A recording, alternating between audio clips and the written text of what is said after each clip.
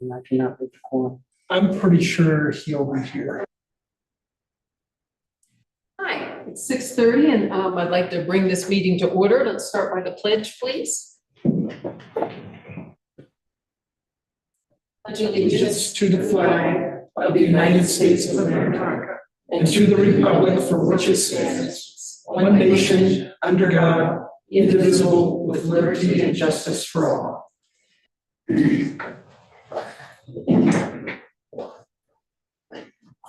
Well, I'd like to ask for roll call. But at this point, we will not have a quorum unless trustee Valentine is here. Does anyone know if he's on his way? Are you texting? I am texting. Thank you. So with that, we will just wait patiently. So we have one trustee that is ill and won't be able to join us even by Zoom. So without trustee Valentine, we will not have a quorum. He was in meetings all the wrong John.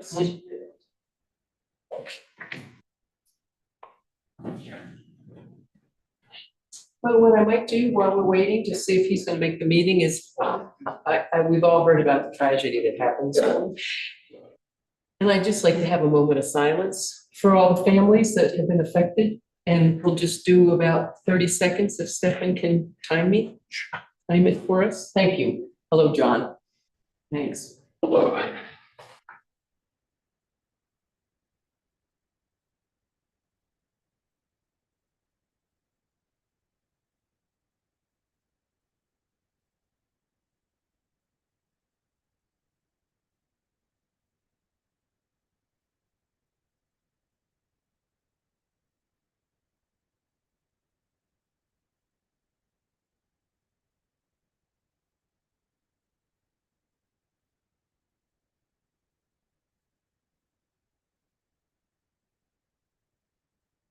Just 30 seconds. Thank you very much. Have a motion. Hi, John. Glad you're here. Could we have roll call, please? Mayor Smith, Here. Mayor Pro Tem Valentine, Here. Trustee Stelter, Here. Trustee Check, Here. Trustee Schwartz, Trustee Hunter. Here. Thank you. We have a quorum, thanks. And could I get a motion to approve the agenda? Move to approve the agenda. We have a second? All in favor? Aye. Thank you. Trustee Schwartz, obviously isn't gonna be able to do her appreciation since she is not with us tonight. Does anyone have any announcements from the trustees? Okay, thank you. So moving on, we have a portion at the very beginning of the meeting where anyone's welcome to come up to the podium and speak for 3 minutes on any topic that is not on our agenda tonight. So I'd like to welcome anyone who would like to come up to do so. Yes. Scott Brown, 316 Oak Avenue. So I initially had on my calendar that tonight was going to be a final presentation on the comprehensive plan. That's obviously not on the agenda anymore. I am curious about the schedule for final approval for the comprehensive plan. And hoping that you're not intending to do a lot of rewriting on that for a couple of reasons. One is there's consultants who, I was on the consultant team, but I wasn't one of the writers, but people have their names on that. And if there's a lot of tweaking, it no longer really reflects their writing, and their writing was a reflection of public comment. So that's what I wanted to say about that. I also wanted to follow up on an email that I sent to you all on August 27th. And it was shortly after the Bill Bruner episode. And I'll just read the first sentence. I want to follow up on the theme of communication, civility, conflict resolution, and overall process. And I went on to suggest the work of a group called Community Builders out of Glenwood Springs that does really good work in supporting rural communities in coming together to make decisions, comprehensive planning, which we already have done, but they do facilitation. They also do a training called Building Better Communities. And it sounds like that might be a really good way for this community to come together, do some healing, do some relationship building, and work on some of our priorities. The next opportunity for that training is going to be next year, probably no sooner than summer. It's not scheduled yet. There's an application process that's not open yet. But what they ask is a group representing the community that is fairly diverse. And I sent the email, I got no response. Just curious if there's any interest. Thank you. Thank you. Anyone else who'd like to come up and speak for 3 minutes on anything not on the agenda? Seeing none, we will move on to our consent agenda. There are 4 meeting minutes and 2 requests for, I believe it's liquor. Special event liquor Special event license. liquor licenses and the disbursements. Does anybody have any comments on the consent agenda? Yes. I am asking that 2 checks be done right away tomorrow morning. That's for the paint striper and also we've already taken delivery of the paint striper, so we need to send them a check. And then also for another item here on this agenda for a purchase of land for our water tank lighting. Okay, any questions for Administrator Nguyen on those 2 checks? Okay, hearing none, would somebody like to make a motion? I'll make a motion to approve the consent agenda. I'll second. Okay, all in favor? Aye. Okay, thank you. That motion passes, and I'm going to pass this down to Trustee Stelter if you'll sign that, and the back sheet is on the top. And we'll just pass it around and get that ready so we don't all scatter at the end of the meeting. Thank you. We now have staff reports with the departmental scorecard. And for people keeping up with the agenda packet, it starts on page 44. Yeah, I'll make this as brief as possible, but the departmental scorecard has been updated for every department. There were a number of things that were removed, and just about every item was updated. During our next departmental scorecard, you'll see that the policy reviews will be broken out. So we did finish purchasing policy, internal controls, and the credit card policy. Now all that's left is a new personnel policy or updates to our personnel policy. It's lacking in quite a few areas, but that'll be updated during the next departmental scorecard. Other than that, everyone updated it. So if there are any questions that you have, you can feel free to send me an email, come to my office, talk with me. But this is a running, living document that shows all of the additional projects that we're working on aside from just normal operations of the town. Any trustee questions on the departmental scorecard? Okay. We'll move on to actions and presentations with our first order of business is board appointment to the vacant trustee seat. And we have a letter of interest from Mr. Mike Heck, who is here in the audience. And thank you very much. So let's get there. What we generally would like to do is if you wouldn't mind coming up to the podium and just introducing yourself to us. And nothing formal, just to say hello, and we've all read your letter of interest, so thank you. Hi. Almost, but anyway, my wife and I moved here in '93. We farmed for most of the time we've been here. We moved into town in 2011, and I guess that qualifies for here. I would like to point out, if you do accept me, we're putting a farmer on the board, so it's the board of mine. And I guess that's pretty much it. I've been involved with all the bad committees you could possibly get on, I'm pretty sure. Mosquito board, Weed commission was really fun. And, yeah, and I was on the Lisa committee. And, yeah, if I got a bias or a prejudice, it's about conserving farm ground, but that's second important. I would lean towards, just a fair warning, I would lean towards development inside of town versus in the country. And, geez, I don't know, I'm kind of a boring person, not about covers. Well, one of the things we do as well is, you know, if trustees have questions for you, if you're open to answering any questions, Sure. any questions from trustees? Mr. Heck. Statute of limitations. And trustee, I don't have a question, I just appreciation. Thank you very much for volunteering your time. Yeah. any trustee questions?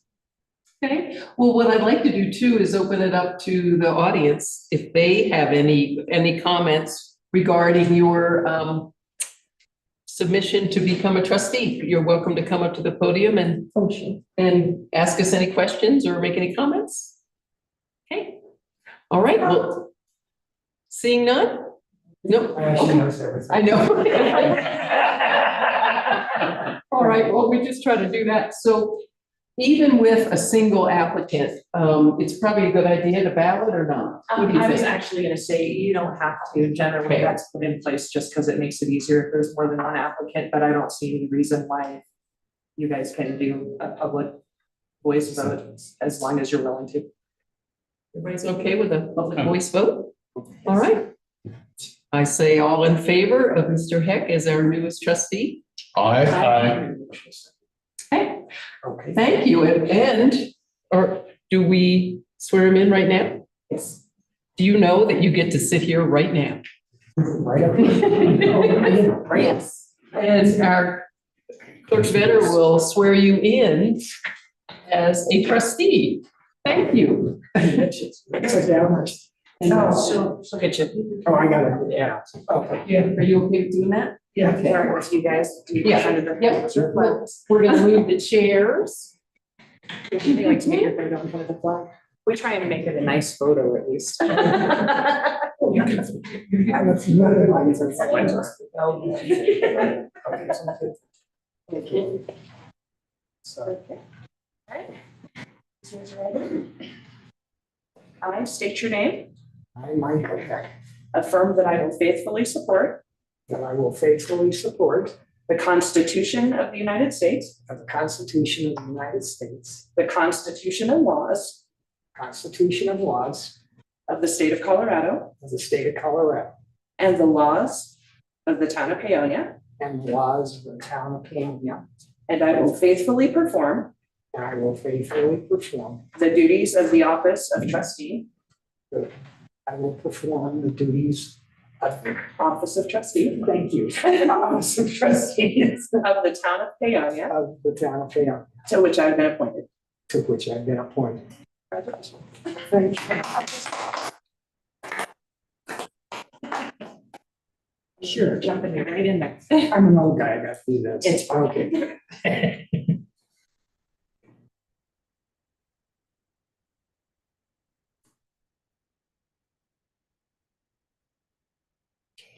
If you'd like to join the table, look at you all set up.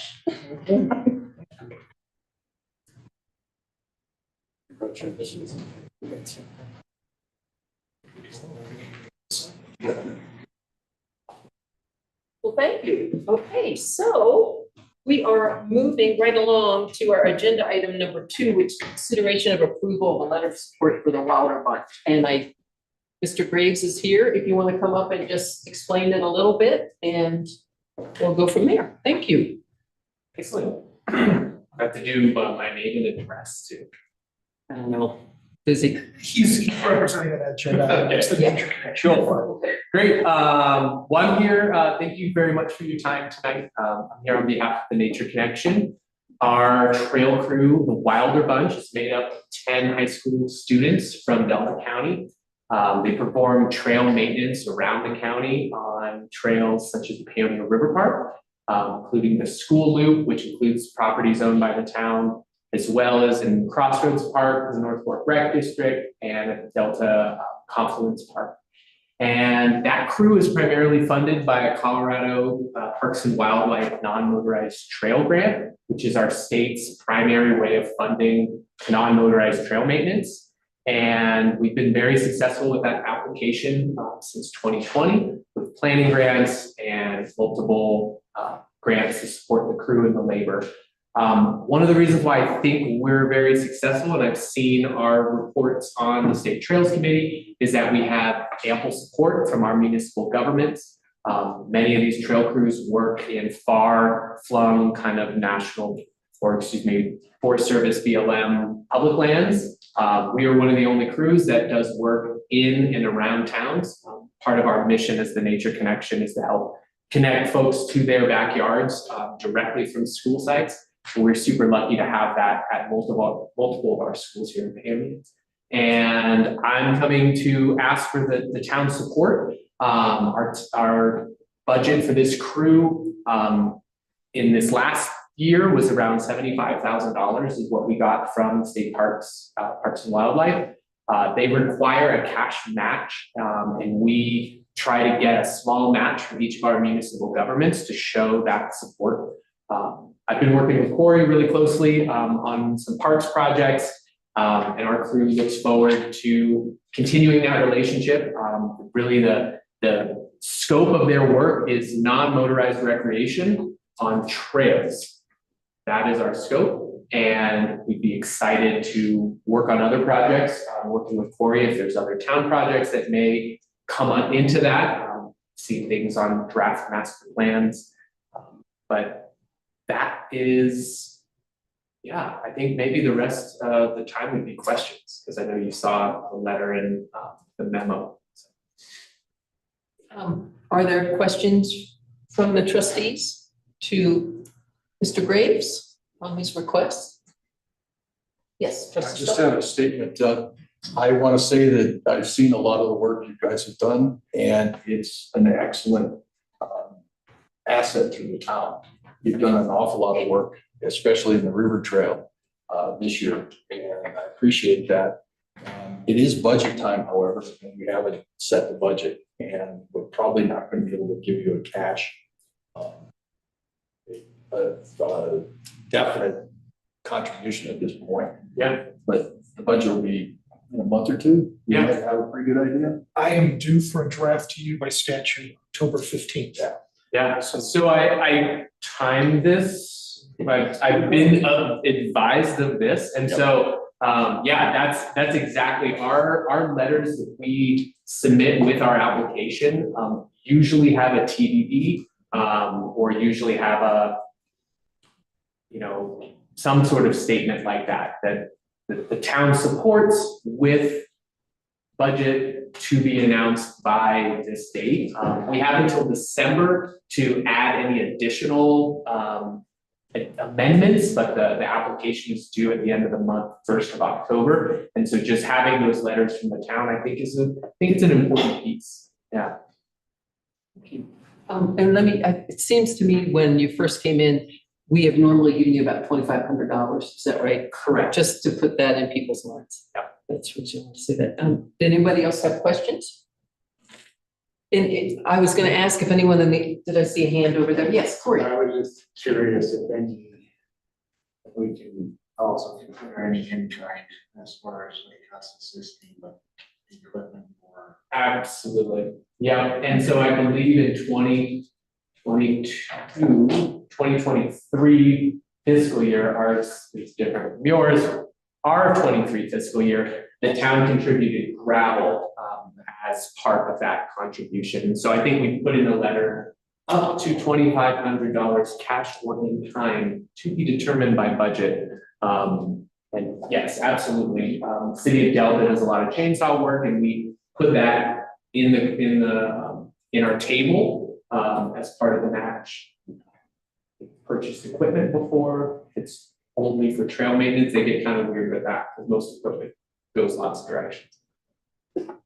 Thank you. Let me give anyone in the audience the opportunity to come up and make any comments about the town signing on to the Wilder Bunch support. Okay, seeing none. Any further questions from trustees? And if not, would somebody like to make a motion? I'll make a motion to approve the letter of support for the Wilder Bunch with a cash and in-kind contribution of up to $5,000 total to be determined during the budget process. Any discussion? Or do we have a second? Sorry. Second. I'll second it. Thanks for a second. I think you take it. No, next time. Okay, I'm sorry. I'll wait. So, I'm sorry. Yes, actually, sorry. Thank you. Any discussion on the motion? Hearing none? All in favor? Aye. Okay, that motion passes and we will get you a signed letter. And do you want to pick that up? Everything's digital, but I can pick it up. But What? You can scan and send it to me. Yeah, That sounds great. I'll get it signed tomorrow. Thank you. You can have I it. really appreciate it. Would you like me to change the letter? Or do you, think I sent it as an editable document? You may It's just kind have, of similar to what we did in the past, right? So what we'll probably do is add the language that was in the motion. Great. And then it'll be good to go. Sounds good? And the letter does just say cash contribution TBD. I would add up to 5,000. Great. get it on letter. Thank you. Those look great. Numbers look great for the meeting. Thank you very much. Thank you for Appreciate all your it. support. Thank you very much. All right, agenda item number 3 is presentation of the 2023 audit. And I turn this over to Administrator Wynn and our auditor.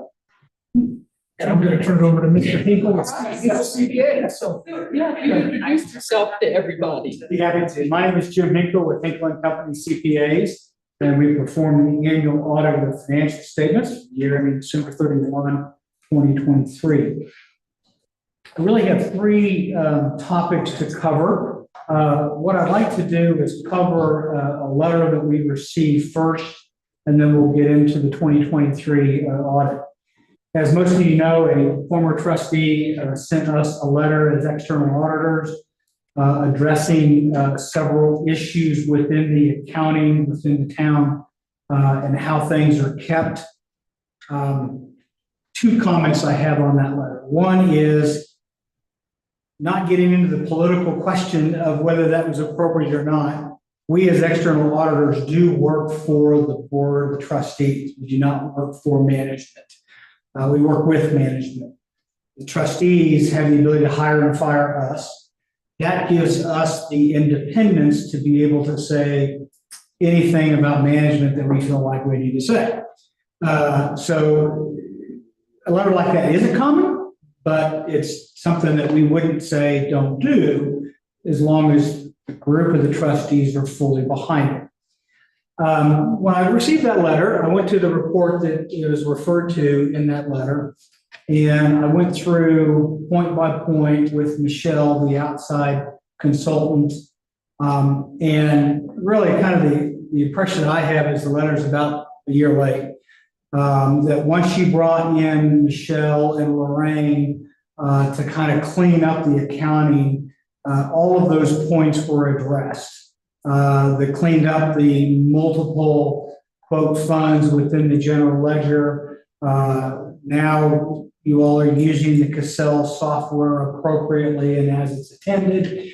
And that once I went through each and every point with Michelle and what they did as the outside consultants to address the issues within the accounting area, I was, and I did that myself, I was completely comfortable with the results of what they did and where the town is now. So I think you're all in a good place. I think bringing in Lorraine and Michelle, which we work with in some other municipalities, was a very good decision. It was allowed us to get through the audit much better than we would have if they had not been there. And we are now caught up. And I believe there will be no problem hitting the state's deadline for 2024 this coming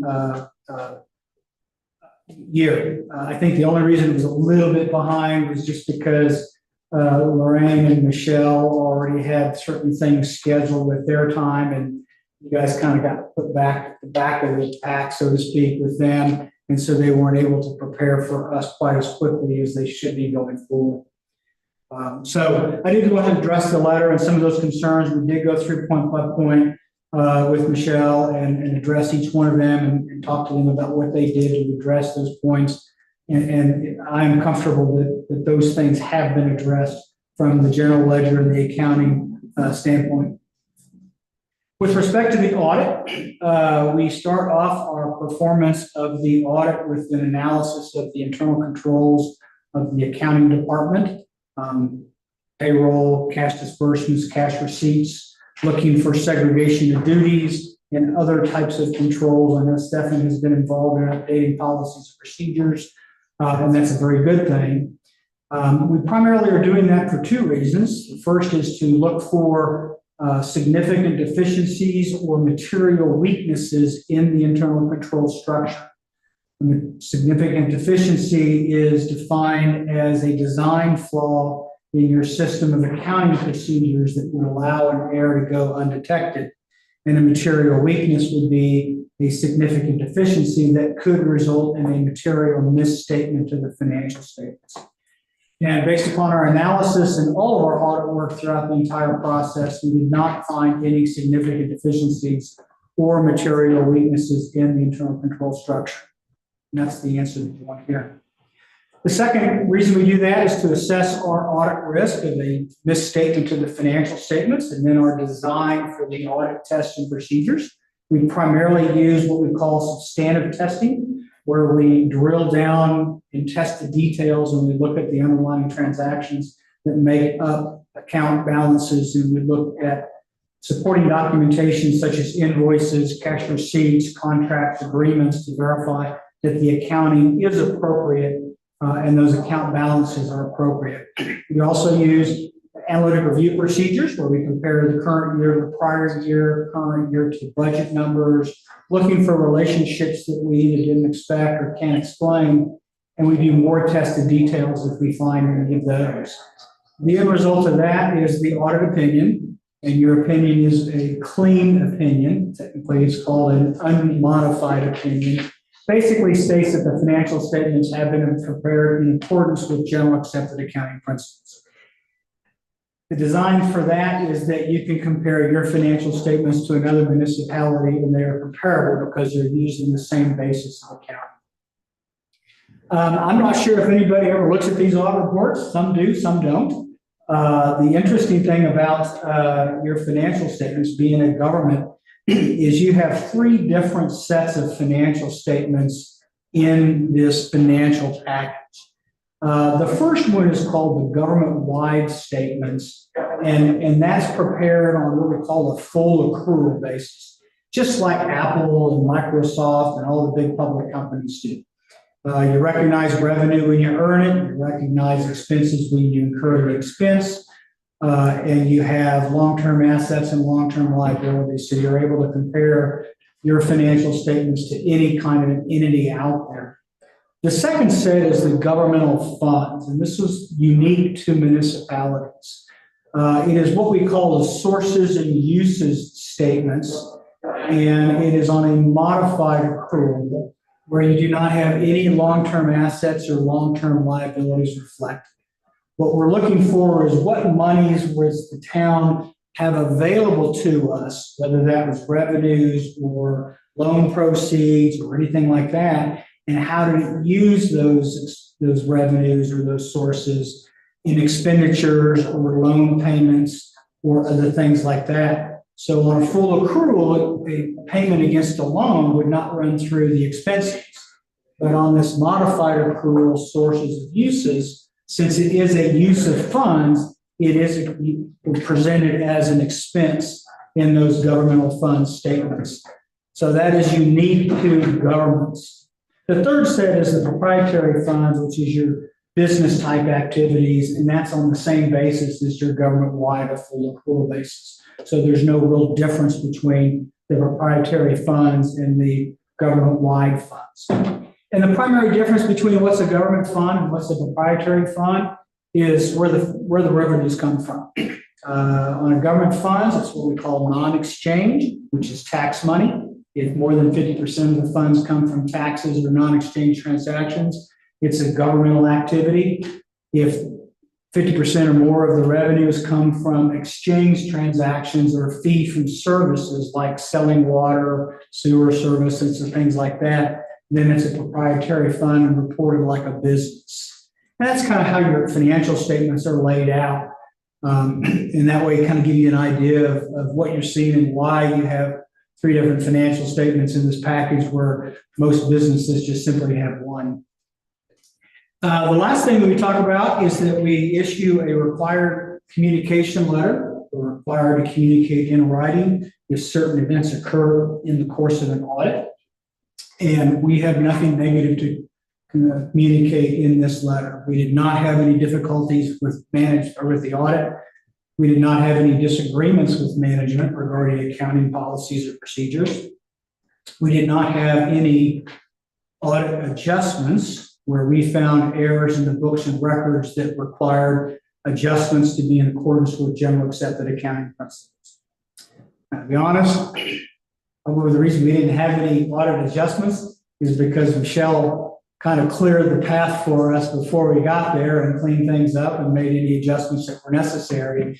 And we didn't find any errors in her work in closing the books and records. So I'll reiterate that the money that you spent with her closing those books and getting things back in shape was well worth it. And I think you guys are all in a really good shape. So all in all, we've done 2 years here in about 6 months to get the town's financial statements and audits caught up. Everything has been filed with the state auditor's office. So you all are in good standing with the state auditor's office at this point. And as I mentioned, I believe there'd be no reason why we would not be able to get the July 31 due date that the state auditor has for this upcoming fiscal year end. I've said a lot. Any questions? Questions from trustees? I had questions that I had asked of Stefan, but I don't know that you have those or if Stefan will provide them and answer them. She had questions on my MDA. Yeah, but a lot of them were on the MDNA.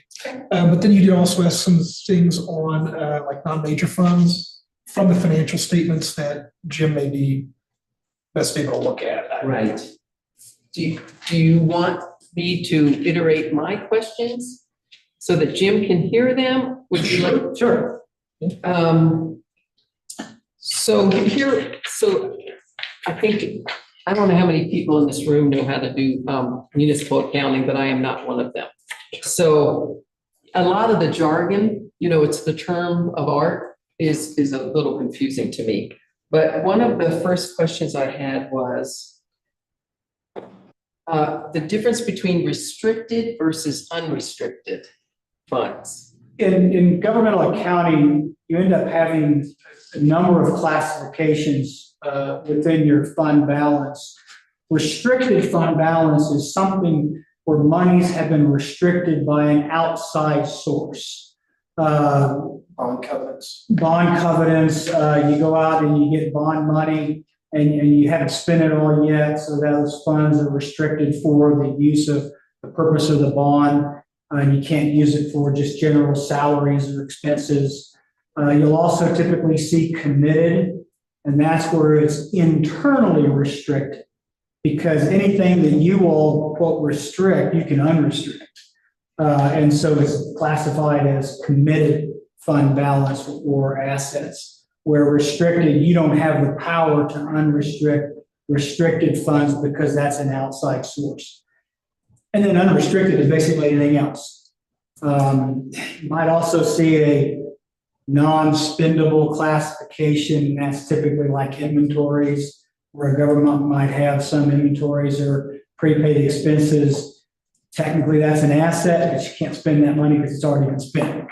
And that's the differences between the various classes within that fund balance of restricted, unrestricted, committed, not spendable. So the follow-up to that was, I was curious about the statement in here that said it is a town's practice to use restricted resources first, then unrestricted as needed. And I know that we have a restricted fund for the bridge, and that money can only be used on the bridge. So I didn't understand why we would use that in its That's for first. me, that's my MDNA. And that's actually a disclosure in the footnote 1 as well, and that's a standard disclosure. Basically, you're going to use the restricted money for the restricted first. And then if you still have to spend money on, quote, that bridge, then you'll use unrestricted money once the restricted funds have been spent. Great, because this sounded way too open-ended, but it's a very prescriptive, restrictive fund. And if you need more money, you have to find it elsewhere in the budget. Okay, thank you. And if I can ask you the next one, which was, there's a statement about receivables, and the town uses the allowance method for recognizing the uncollectible delinquent accounts receivable. At December 31st, 2023, no allowance has been established, and this has to do with utilities.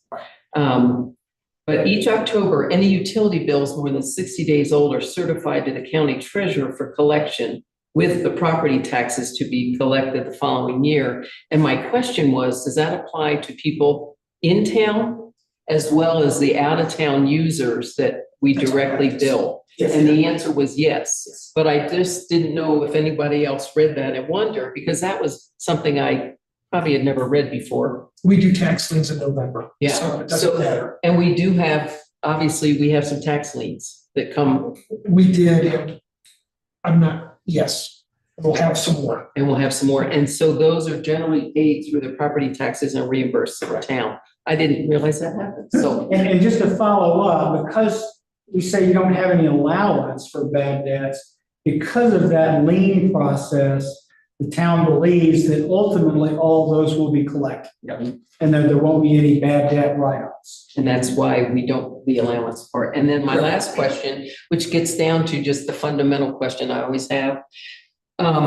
What is the difference between a fund balance and a change in net position? Does one or the other indicate funds remaining at the end of the audited year and available for use the next year? I'm always wondering how much money we have left over to apply to the next year's budget. So it comes down to a very rudimentary question. Do you have the audit on that big screen there? You would go to page 6, regular 6, which is that one right there. So one more page down. In page six of the audit? Yeah, Okay. so scroll down a little bit farther toward the bottom. So this net position shows you the amount that the assets exceed the liabilities at any given point in time, which at this time is December 31, 23. So you had on the general operating fund, that is not the page I was thinking of. Go down two more pages. Can you tell me what page you're on again? I'm lost. Are you in the agenda packet or the budget or the audit? I'm actually in the actual Okay, audit. and I can do that too. So go down one more page, right Oh, the there. balance sheet. Yeah, right there at the bottom. Governmental activities balance Yeah, sheet. that balance, same page. What page So is it in? On? In the audit? 25 of the PDF, Great. if we have Roman numerals and regular numbers. in there. Well, we have a whole budget packet number, because I can never read that screen. So scroll so you can see the bottom, there we go. So what this is saying is that we had total assets of $1,743,000 in the general fund at December 31, 23. And we had liabilities and deferred inflows of roughly $550,000, which meant that the assets exceeded your liabilities by $1,191,000. That is your fund balance or your net position as of year end. The next page down shows you the change in fund balance for the entire fiscal year. And so you can see the very bottom number there where it says fund balance into the year is the same as the previous page, the $1,191,000. But we reduced our fund balance in that general fund by $252,000 from the previous year. So, to put it in kind of a business term, even though we're not really a business, change in fund balance is your net income or loss. I'm gonna come and look. I couldn't find the page. Hang on. Yeah. Back down a little bit. So your change in fund balance is your net income or loss. How much money do we make or lose during the year? And then the fund balance is what our retained earnings would be in a business environment at year end. And that's what the difference between the two of them are. So when we look at that, the general fund, we spent more than we brought in for $252,000. For the capital improvement fund, we spent $83,000 more. And then the total of our non-major funds, we collected $669 more than we spent. Now, you asked a question a minute ago that you really didn't ask yet, but you alluded to it. What's the difference between a fund and a non-major fund? And a major fund, general fund, and the capital improvements fund is mathematically a larger fund. That's it. Technically, if the assets or the revenues are greater than 5 or 10% of the total for the town, it becomes a major fund, and then all of the other smaller funds get grouped as non-major. And later on in the audit, we actually show all of the different non-majors and how they add up to that third column over there. Thank you. Trustee Heck had a question, but Yeah, they're gonna get a lot of dumb questions from. There is no dumb question. Oh, okay. How do you handle depreciation? So on a governmental funds Yeah. basis, that's the sources and uses. We don't have any depreciation because capital expenditures are expensed when made. It's only on the government-wide full accrual statement that we capitalize that and depreciate it over time. So this statement here is on a modified accrual, sources and uses, how do we use that money? Where the government-wide statements is on a full accrual where we capitalize something and depreciate. So for example, we go out and buy a police car. On the governmental funds statement, it's an expense. Okay. Because we use that money, it's gone. On the government-wide statements, the first ones that we have in our report, we don't expense it, we show it as a capital asset and we depreciate it over a period of years. There is a depreciation. Yes, yeah, and technically there's a schedule in here that will reconcile the two different bases, the modified accrual versus the full accrual, so you can see what those differences are. But that goes back to the government as fiduciaries for the town's citizens. How are you using the money you're receiving? And that's what this report here is trying to show.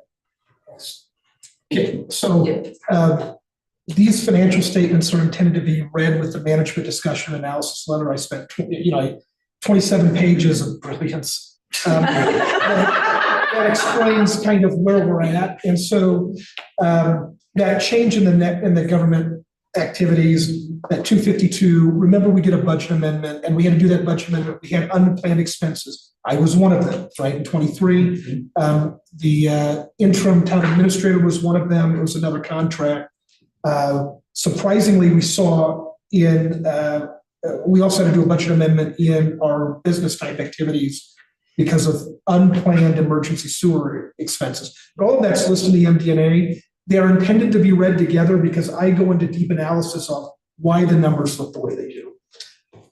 And assets, I spend a lot of time on assets. So, okay. And the financial statements, the audit report is the only thing we technically have that's ours, is the audit opinion, the first couple of pages. The MD&A is management's discussions of how you did for the fiscal year and compare to the prior year and the outlook and things like that. So that MD&A is management's perspective.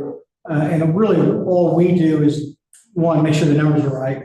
And two, make sure there's nothing in the MD&A that is contradictory to the audit evidence that we found during the audit.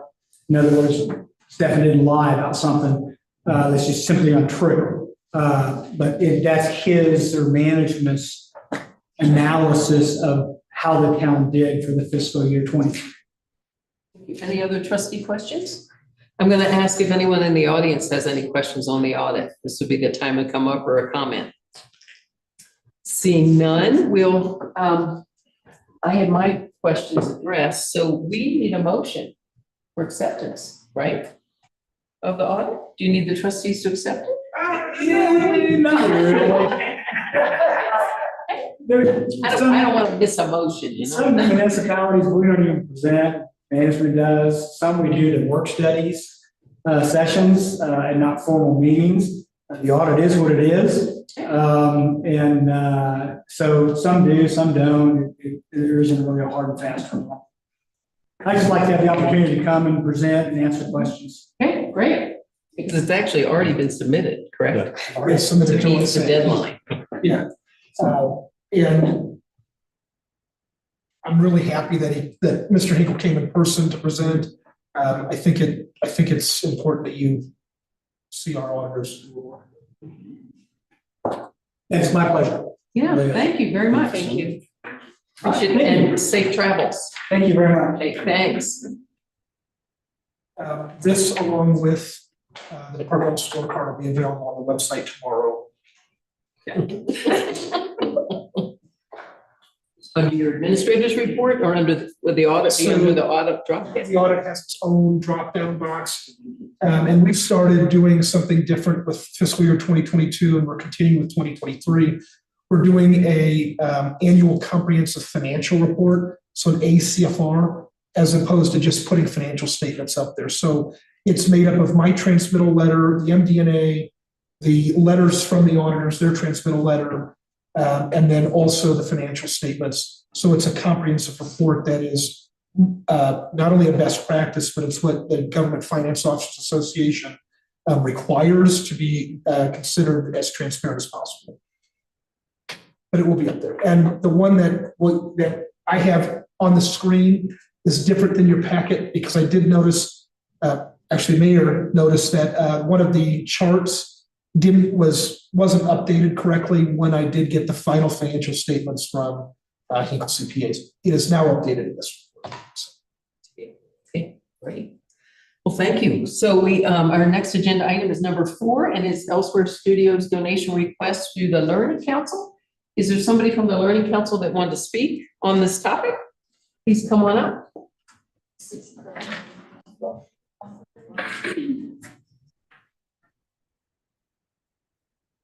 We got a letter from Alicia. Oh, please come up so you can be heard on Zoom. And if you would introduce yourselves, thank you. Aquila Mannon. Hi, I'm Laura Zaccardi. And we were going to share a few different perspectives from our group. To speak to the Learning Council, Laura, Alicia sent a letter. I don't know if it got to everyone in time. Yeah, okay. So she's not here in person, but she sent her message. Yeah, that was a hard act to follow. Great professionals and nice work, everybody. Now for something completely different. We're the Friends of the Wall group. We're a group of grassroots organizers that are supported by both the Learning Council and the North Fork Valley Creative Coalition. So the money we are requesting will go through the funding will go through the Learning Council. I'm going to talk a little bit about the history of this project. 10 years ago in 2015, we presented to the board to talk about getting approval for this project at some point. I don't think any of you were there, but maybe some. So this is a community placemaking project, and it begins with a shared vision of residents and businesses and stakeholders who are committed to improving public spaces. So in our case, we had a small design team that identified an opportunity in the alley. We wanted to create an artscape that was going to center around the community art wall next to Elsewhere. So we reached out to all the businesses and the homes within a 1-mile radius and treated them as key stakeholders, starting to engage them in the process. going door to door. We sought input from the entire neighborhood and built a groundswell of support before we started this project. After months of planning and fundraising, we came together to raise the barn, in this case, the art wall. And the real success in this project was the process itself, collaborating with neighbors and fostering a sense of community. Throughout the journey, we gathered input through meetings and workshops. We worked with local designers, artists, planners to bring this vision to life. When it was time to start building, our core team organized many workshops to teach the community about earthen structures. So in that way, people of all ages, from babies to elders, participated in mixing the mud for the earthen structure that is now the art wall. During that summer, over 250 community members came together to build and design that unique installation. And since then, it has really transformed the alley into the artscape we envisioned. So now we're looking to renew this project, and the town of Paonia, as a stakeholder in this effort, could provide much needed funds for this project to remain an iconic artifact in Paonia for generations to come. So this project was life altering for me as an organizer. I got to experience the power of community that Paonia is, and for this reason, I remain a steward of this project here tonight. And then Willow is going to speak a little bit about the perspective as the owner of the Elsewhere building. Hi, I'm Willow Mannon. I'm the property owner of Elsewhere Studios land, and also a lot where the art wall sits along the alley in 3rd Street. I care very much about the art wall and am a huge supporter of its longevity and beautification for the community and passersby to enjoy and be inspired by. I'm personally very invested in the project and feel responsible when it's not looking as good as it used to look, which is what's been happening with weather and people pulling out from the tavern at night and bumping into the wall, as well as the trees growing. And so I see. I've been very invested in the project with time and money throughout the years, which could be seen as an advantage for this community project being officially on private property. The visual story on the surface of the wall is showing what can happen when the hands of the community come together. We can birth anything. We can take flight all the way around the sun when we come together. This has been a community adventure from the beginning, with organizing and having numerous nonprofits and volunteers support the project over the last 10 years. This next work phase will bring the wall away from the big tree that's in the middle of it, as well as take out some smaller trees that are also growing into the wall. We're also planning to put a light strip under the fascia so that it's seen at night and can't be hit, as well as placing boulders along the alley. And the areas that have not been damaged by moving trees and vehicles have held up incredibly well. So even though it's naturally built, the plaster that hasn't been banged up is as good as it was 10 years ago. So we feel like doing this work and putting the effort and time in right now, hopefully with your guys' support, as well as the fundraisers that we're doing, will ensure the longevity of the wall into the future. As the homeowner, I'm open to doing an easement on the property, allowing the art wall to be officially public.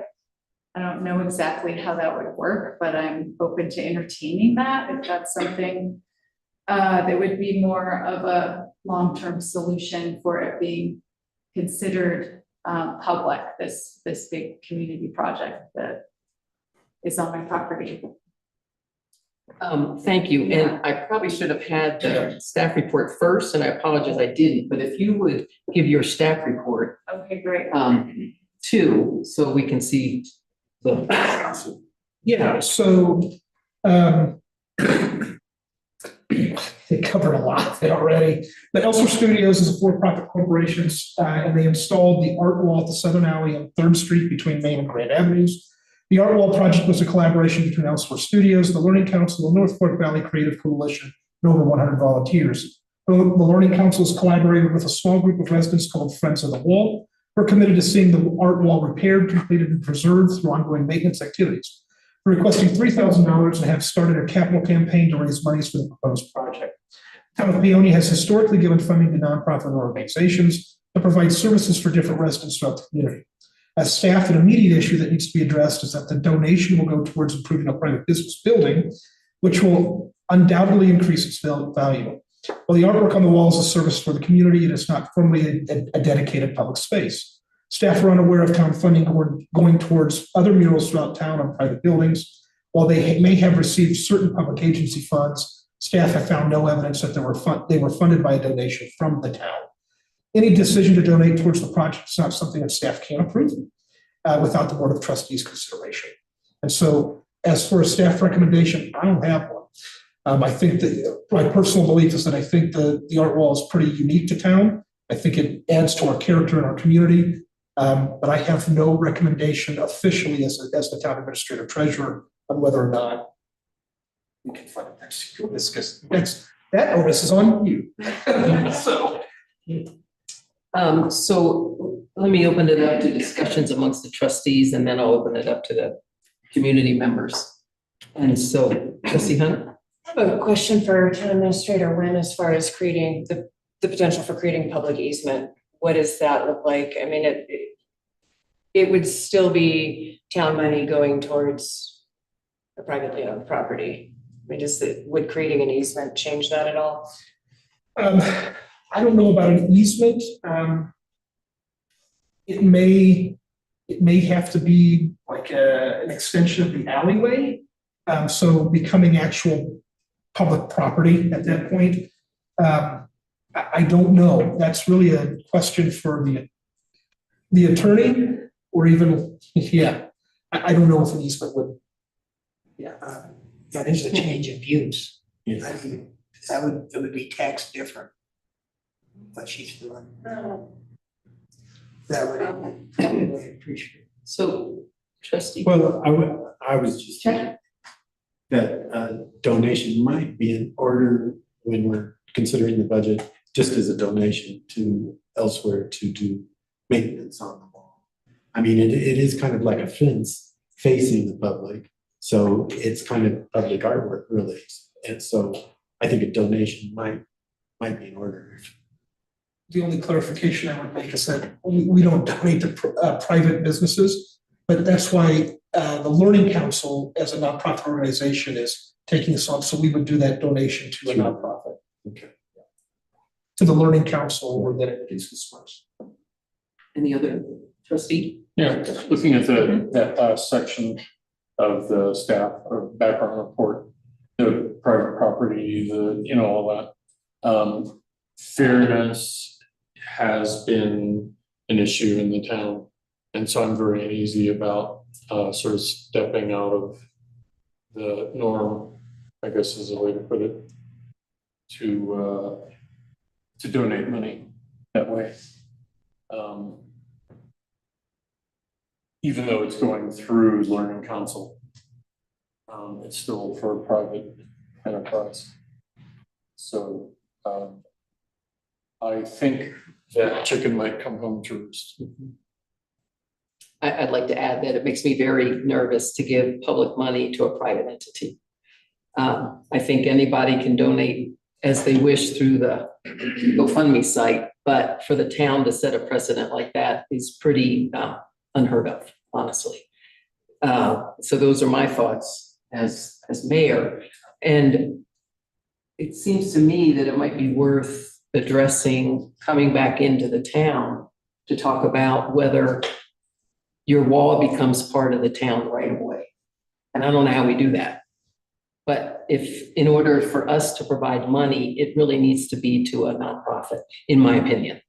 Because if we give you a private landowner money, how do we say no to someone else who comes in and wants to repaint the mural on their private building.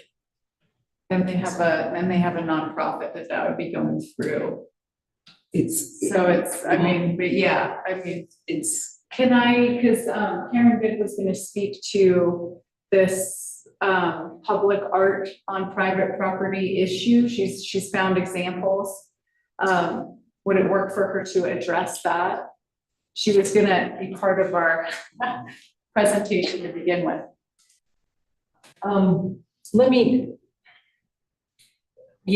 I just want to make sure everybody understands that if this comes forward, the trustees are not in a position to create a new policy tonight. So that's my only misgiving, that we would have to put that on an agenda if there was a policy in terms of public art on private property. Right. That's my only misgiving is as gatekeeper kind of, but of course, Karen can come up and speak. Okay. And I guess I could ask the attorney that question. I'm just coming from my own standpoint. Yes. Should I get before Ms. Good speaks? I have done a facade grant program for downtown businesses where the town actually funded facade work to different buildings.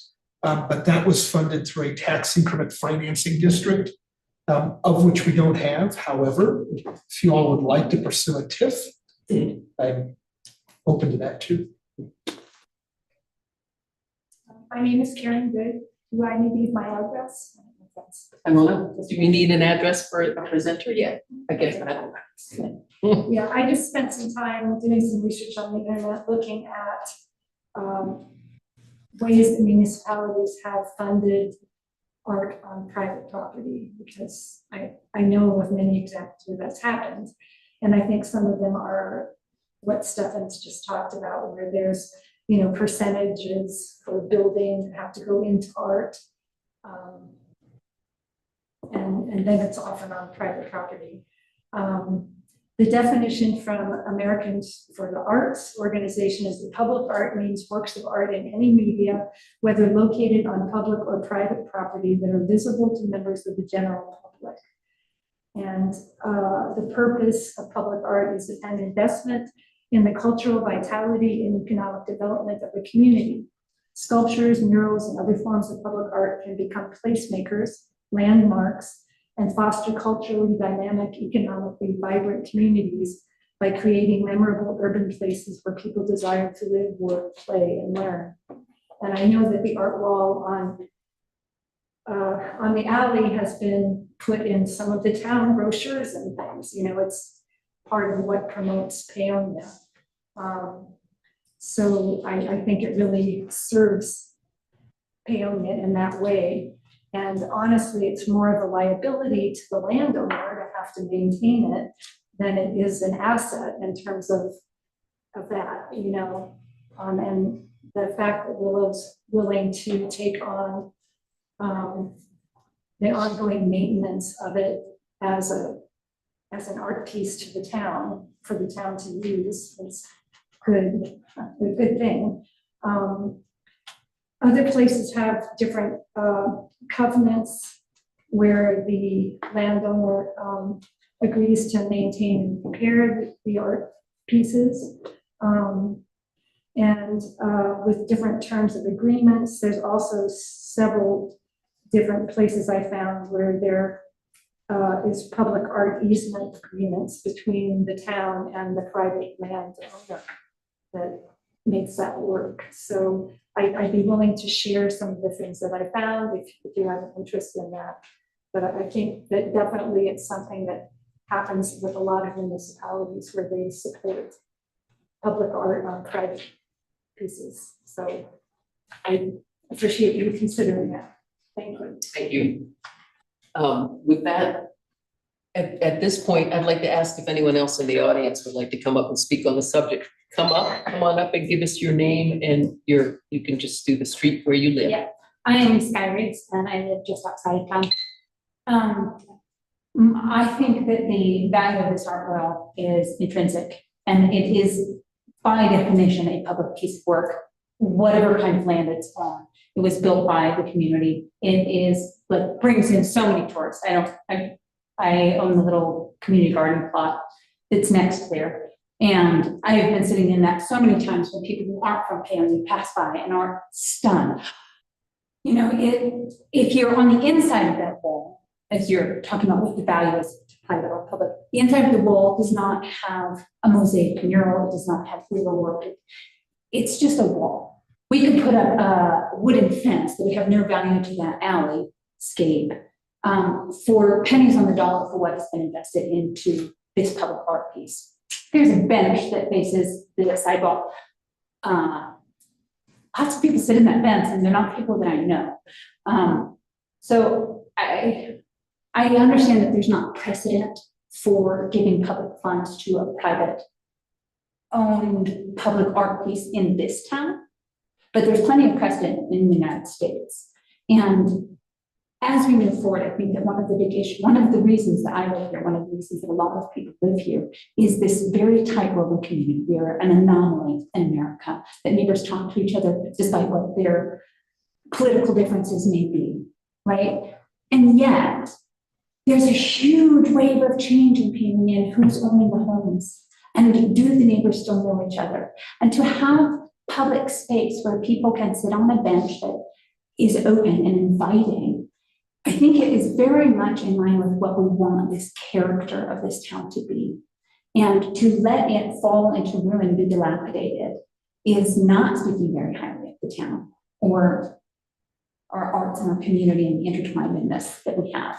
So I ask anybody who's like considering this or on the fence of this to actually take the time to walk by that wall slowly and see the image that is represented there, because the image itself was pulled out of hundreds of people's input of what that could look like. So, Thank you. Anyone else? On the left side of the room? Okay. Oh, Marlene? Come on up. My left. I'm sorry, I didn't My hear left side, sorry.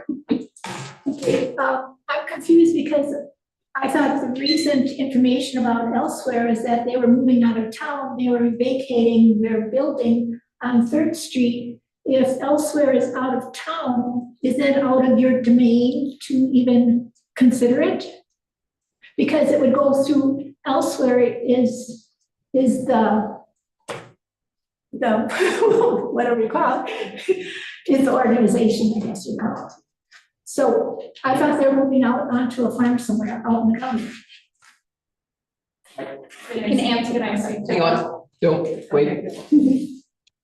I'm gonna let you continue with what you would like to say, and we'll try to get that answer after you sit down. Okay, that was one of my concerns. And the other one is that wall has been in disrepair for the longest time. And I don't see how they can just blame it on somebody coming out of a tavern, because it isn't an impact type of damage. It's just plain deteriorating in many, many, many spots. I think it's been an eyesite for many years. So isn't the proof in the pudding? If they haven't maintained it before, I'm not hopeful for the future. Thank you. Thank you. And I believe in our packet, we have the answer about Elsewhere, Okay, I think. And Stefan, I'm gonna ask you, because it sounds as if Elsewhere Studios is actually moved and Willow has purchased the property. It's just a nonprofit. Come on up and let's get that answer. Thank you. So my mom and I founded the Elsewhere Studios nonprofit a long time ago. I landed at the building in 2006 to remodel it. And then it became an artist residency, and then we founded the nonprofit, and they've been on their own for many years. I was on the board for a long time. They've been on their own. And so they've been leasing from me the Elsewhere Studios building for the last many years, the last 12 years. And so they have moved out of the building. They've decided to not have the overhead, and they have one residency that's available at Thistle Whistle Farms, and they're kind of regrouping and refiguring things out. So the the art wall was a project of Elsewhere Studios residency program, which was the nonprofit, as well as the Learning Council and sometimes the Creative Coalition. There's been two major work party time periods that stretch throughout a summer, both times. And it has been needing another one. So that's what we're regrouping for this round. Thank you. So hopefully that's I clarifying. think, why don't you maybe stay Yeah, to see if trustees or Steph or and has any more questions for you specifically? Okay, So, is the capital campaign up and running with the Learning Council right now? yes, It is. yeah, with the GoFundMe, we have a GoFundMe going. And Are they as far as accepting the cash capital donations? campaign, yes, They are accepting through Alicia, the Learning yeah, Council? through the Learning Council. Okay. I'm personally giving $100. I know my wife's watching, but it's mine. A secret account, so I'll get it to the Learning Council.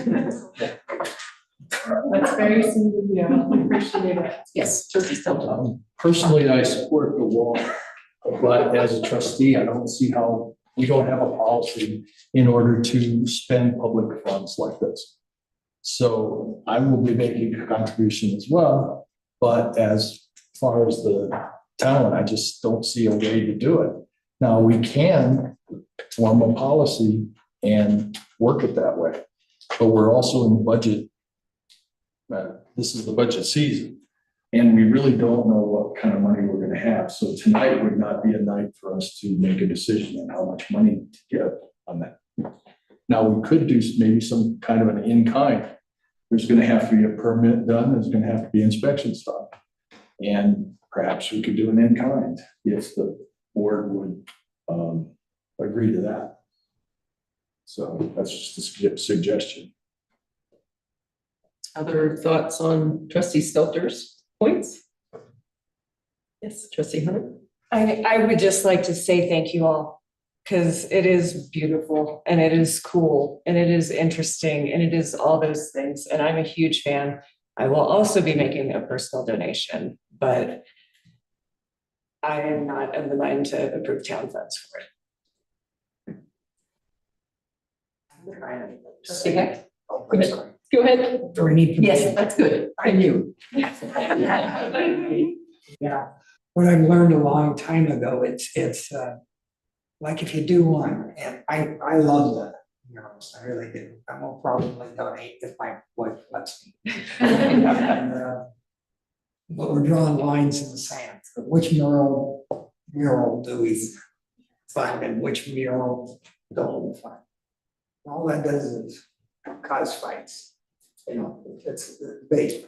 You either do it all the way or you don't do it at all. And that's kind of what I feel like. I mean, I'm sorry. That's my opinion. I really do love that. Valentine, did you have anything else you wanted to add? Oh, I'm sitting on piece. Trustee Chair? Would somebody like to make a motion about this topic? Oh, go ahead, Stefan. If I may, so, we have no policy right now for how to move forward with public art installations.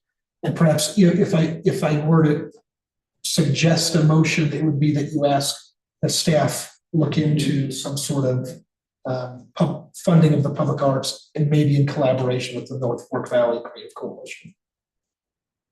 So. Strike a note for someone to make that motion. That's an elected official. I'll make a motion that we direct staff to formulate a policy for public art in Vail. Does that work? Your motion sounds good to me. All right, any other discussion on the motion? All right, with that, all in favor? Aye. Okay, thank you. Thanks. I should say that somebody was sitting on the bench yesterday as I was leaving the alley, and I got heckled and called Santa Claus. I think that's a sign. I bet Autumn's laughing as we speak. She also said she approves of my donations. All right, yeah, I think this is good because you'll probably be getting a lot of donations from individuals. So the next one is agenda item number 5, consideration of approval of the water tank land purchase. And this begins on page 155 for anyone following along. And yes, Sorry, no, trust. I was jumping, Administrator wins. jumping the gun because I've got ribs that are timed for 14 minutes. I don't want the smoker. But I apologize for not having a staff report for this. It was kind of a late addition. Because we are clear to close on the land purchase that we need for our water tank. So we're in the middle of this water tank rehabilitation project. The last piece that we need is to purchase property or to have property nearby so that we can put our temporary water tank while we're relining our existing water tank. And this is the formal contract that is between the town and Mr. Rober, the rancher that we're buying this land from. And what I would ask for is approval to have myself and the mayor be signers for a closing date this week, so that we can also cut a check to bring that to the closing to say, we're ready to go, the transfer of property is done. And one of the questions that I had received before was, well, what are we actually buying? Because the exhibit wasn't in this packet, and I've got it for you right here. So, hang on, I got to share the right screen. That would help. So, what I've got is this piece right here, and I think the easiest way to show you is the dotted line that is right here is the piece of property that we actually already own.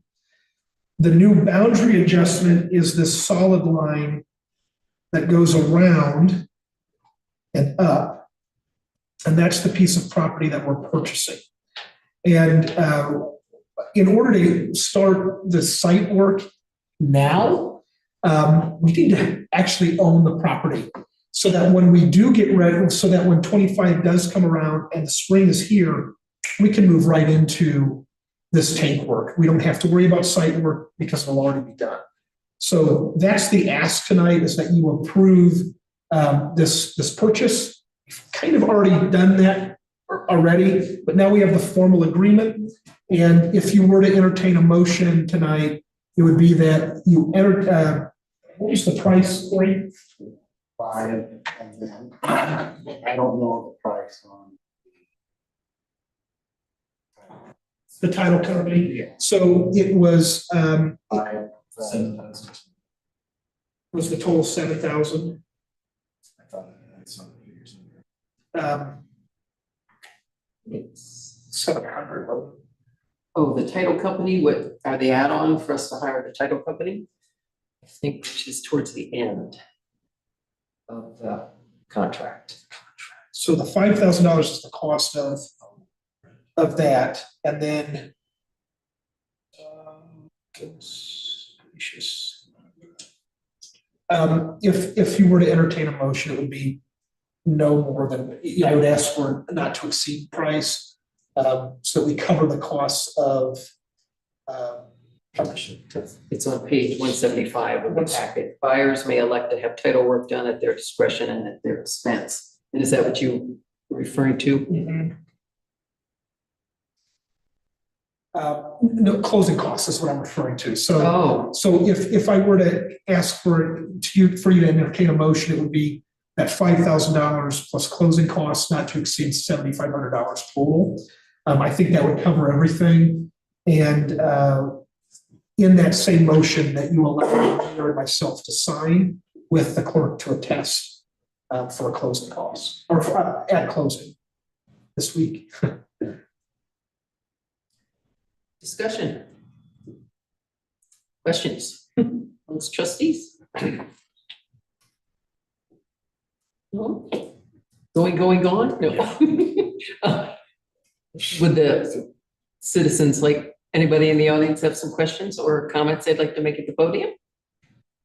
Okay, seeing none, continue with. I do have that $5,000 consideration for the property that we're buying is a phenomenal price. And it does set us up for the future. Once we do get to the third phase of our water capital improvement plan, to put in a permanent second finished storage, or water storage tank. So we're planning ahead, finally. Trustee Hunt? Ready to make a motion if there's. Okay, take a stab at it. I move to approve the purchase of real estate as described in the packet for the amount of $5,000 plus closing costs for a total amount not to exceed $7,500. And approving town administrator Nguyen and Mayor Smith as signers with the clerk attesting at closing. I'll second that. All right. No further discussion, all in favor? Aye. Okay, thank you. That motion passes, and our last piece of business is from the Public Safety Committee, who were assigned a task to deal with how to draft a new OHV ordinance for the town of Paonia. And I don't know who is the spokesperson. You cut your plate a little full, chief. You want me to take it? Yeah. Okay, so we met, public safety meetings, was trustee Check, Chief Laminger and myself to talk about an OHV ordinance. We discussed with chief things that, any problems he had seen in enforcing our current ordinance, what additionally he would like to see in his role as chief of police, as well as looking at other ordinances in other areas, specifically town of Rangeley and town of Meeker. We came up with the suggestions as a group. It's showed on the last page of the packet. So it says the items discussed in our meeting, we as a committee would like to see included in the ordinance is revising section 8520A2, no off-highway vehicle, which has only 3 wheels shall be allowed under the article. Furthermore, any tracked vehicles under this article shall have rubber tracks as to protect our streets, no steel tracks. Next one, add 8520A5. No person shall operate an off-highway vehicle on a road, roadway, or alley of the town while carrying a person or riding in any position that may interfere with the operation or control of an off-highway vehicle or the view of the operator. That's a safety concern. That's something that we all felt important to have on there. And then adding a section to our code requiring safety equipment. So at least 1 lighted headlamp and tail lamp, braking system, a muffler that's to not exceed a 96 decibel limit at idle, which is pretty forgiving. And spark arrestor, DOT or SNELL certified helmets for minors, eye protection unless the vehicle is a UTV with a full windshield. And then adding 2 sections that were similar to town of Rangeley code and town of Meeker as well, where a notice of an accident involving an OHV would need to be reported. That's in addition to codes that already apply for motor vehicles, but we just felt it would be good to be specific in revising this ordinance. And then the limit of liability language as well. Questions? Productive committee meeting. I just have a question. So what you contemplated is that the OHVs would be held to the same speed limit? They are already held to 15 mile an hour speed limit. To 15? Is that in our code? Yes. I'm not familiar. So would that mean we would put up signage So to, the way it's actually set up is when we get our speed limit signs, we set OHVs the same speeds as all of our other vehicles. So 15 and 15s and 20s and 20s, so we don't have multiple speed limits throughout town. One of the issues we were having was OHVs that were traveling at set 15 when we were 25 on Second Street, for example, working past because of the difference in speed. So when we redid speed limits, we set those the same. So those speed limits are enforceable across all of town at the same through. okay, So sorry, I misspoke. okay, so our code is still good in terms of speed limits. Does it specifically say OHVs must also adhere to those speed I limits? believe that language is in there. The speed limits are now set the same because we had to make that change from 15 to 20. Yes. And in the current code, it does say 15, so we'll have to pull that out as well. we'll probably have to have a resolution for that. Because it's in the muni code at 15. They're OHVs Yes. in town use. Just, all right. Clerk Vetter, I do that all the time. I'm so sorry. Well, I was one. I know, that must be it. I'm not sure, if trustee Stelter is looking at just our regular code or not, but we still haven't codified this year's, which means, so if the new ordinance, I believe, has what, Chief Lamminger is talking about, and as soon as it's codified this year, then it'll carry over in the code. So I The think. language in the muni code that exists right now says 15. Yeah. So, On the very first page of the muni code, you can click and see ordinances that are passed but not yet codified. And so we can double check that, but I think that might be one thing you guys don't have to do still, so. yeah. Yes. And so the ask from the Public Safety Committee is we would request that the board direct staff to draft, is it an ordinance? Draft an ordinance revising this section of code pertaining to OHVs. And if I might ask for Clay, any Clay input from you? Is there anything, of course, we'd have your input on new ordinance as well. Is there anything about this that you would like to speak on? Not in particular. I'm happy to answer any specific questions though. We'll probably do the same thing that we did with the person policy. We'll say this is where it should go. By the, I mean, Matt. Any comments from audience participants on this proposal? Okay. Anybody on, I haven't asked for anybody's comments on Zoom. I hope you would put your hands up if you want to. So I don't see any hands, so I suppose we're good. Any other discussion amongst the trustees before somebody makes a motion? Is it inappropriate for me to make a motion being on the Public Safety Committee? Okay, I'm ready to make a motion. Thank you. I'd like to make a motion to instruct staff to draft an ordinance revising the OHV sections of our code as highlighted in the Public Safety Committee report. I'll second that. Oh, I see. Discussion. So I have a canned ordinance ready to go, and all you'll have to do is just make sure it meets CRS, and then also specifically for the town, it's really called a golf cart ordinance, but it addresses OHVs. So I've done them in 2 different communities, this will be the 3rd. My only ask would be that we do hit the points that are discussed tonight. Absolutely. And we had a second. Right, did you second? All right. And there is a golf cart ordinance in our muni code as well. Maybe we can combine those. Okay, we had a motion with a second. Any other discussion on the motion? Well, with that, all in favor? Aye. All right, that motion passes and I adjourn this meeting at 7:56. Six. Oh, that's wrong. For 2 minutes. I got 1 minute